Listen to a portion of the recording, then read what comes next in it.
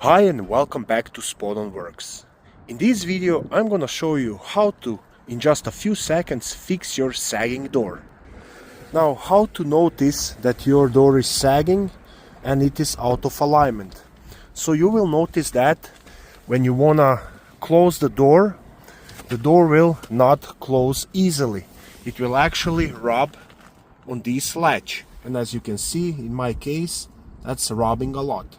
So I'm gonna show you now what this door is doing. So when I'm trying to close it, see, it's kinda rubbing on that latch, and let's say if I just push it slowly, it's not gonna close all the way.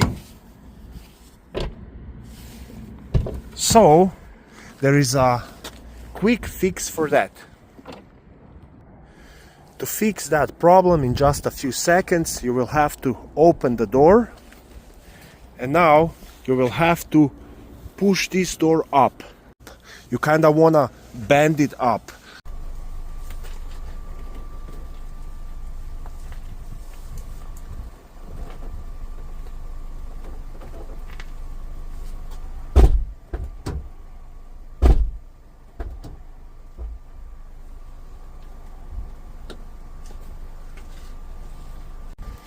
And now let's see how it closes.